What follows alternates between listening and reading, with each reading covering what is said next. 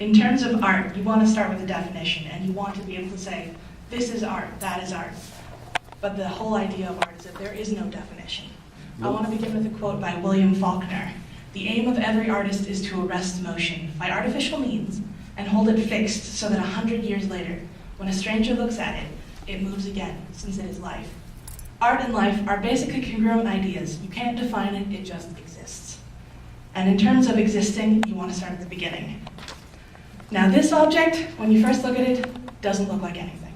It looks like a rock that you could find on the side of the road. But in fact, it is the oldest piece of art known to mankind. It's so old that it isn't even made by mankind.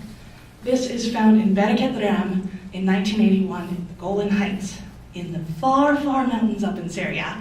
And it was made by Homo erectus, which is the last step before humanity became Homo sapiens. It was dated using a very interesting method called, I can't even pronounce this, tephrochronology, which is dating the ash layers in which it was found. The whole idea of archaeology is layers, like with an onion. You have one layer that's older than another, that's older than another. This was found in ash layers. And the thing about ash is as soon as it's expelled, you can tell exactly which volcano it came from and which eruption. It takes a snapshot inside the ash. And you can compare it to other volcanic eruptions, and you just have a date there. And this one is 230,000 years old. And obviously, it is a small piece. It's only 1.4 inches long. And obviously, it looks like a rock. So there is some controversy as to whether it is human-made or not, well, Homo erectus made or not. But there's a form of archaeology known as experimental archaeology, where they recreate the ancient tools and technologies. And the tool used to make this was an Acheulean hand axe made by Homo erectus. It's about 7 or 8 inches long, and it's carved with rock. And experimental archaeologists were able to crash and mound and made one that looked very similar to it. So they're convinced this is actually the first piece of artwork as found of yet. The thing with both archaeology and art, there are absolutely no certainties with it. One person's interpretation can be completely different. And just in case you haven't figured it out yet, because it took me staring at this and reading about it, this is a figure of a person. You can see the head and the chest. It's assumed to be a woman. Some people postulate that it's actually a fertility icon, but we'll come back to that a little bit later with a different piece. When it comes down to ancient art, cave paintings are absolutely stunning. And these are 3 of my favorite examples. You see the one that's very, very faint. That one is the Apollo 11 cave slab. You might be wondering, wait a second, why is this slab named Apollo 11? It's ancient, it's 27,000 years old. It was actually found in Nigeria while the people were on top of the moon. So they wanted to do a tie-in with all of the newspapers. So they were like, Apollo 11 slab found, even though this is actually one of the oldest images ever found, and it's of a woolly rhinoceros. So it has absolutely nothing to do with the moon. And that is the one in the upper left-hand corner. It's very faint. It's known as a cave painting. You can see that it's off of the cave. It was actually one of the first pieces of portable artwork. It was on the cave, but it was broken off so that people could bring it around.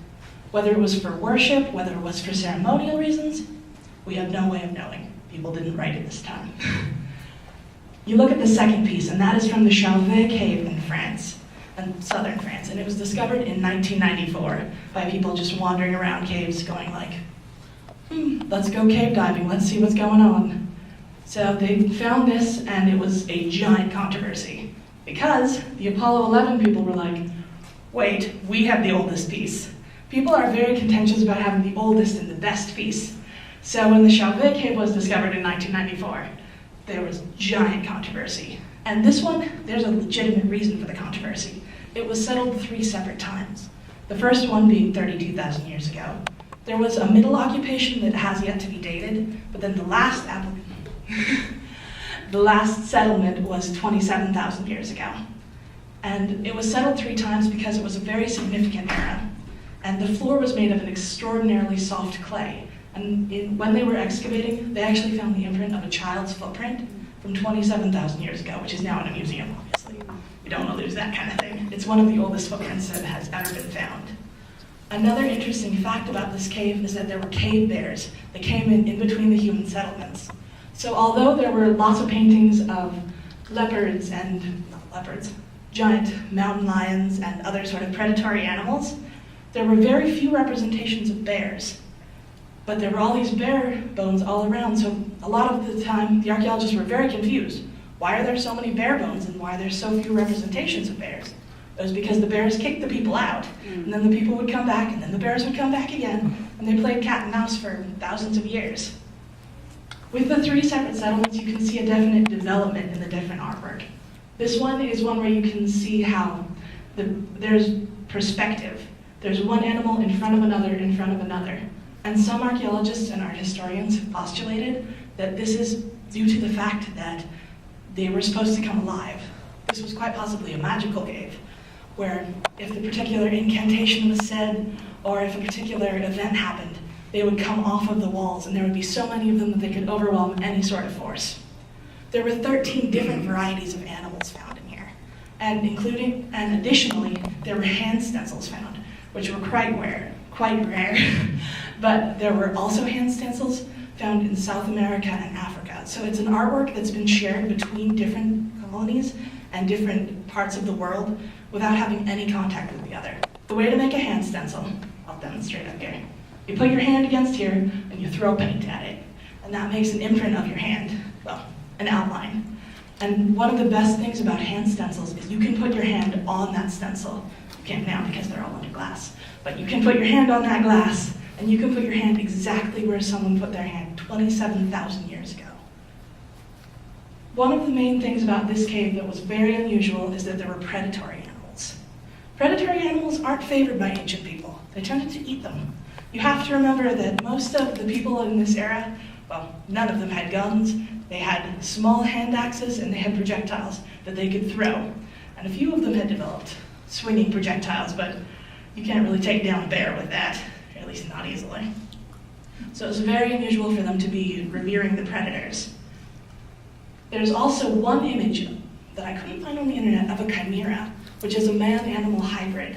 Chimera is actually a Greek term, but it's been applied to everything from here and there.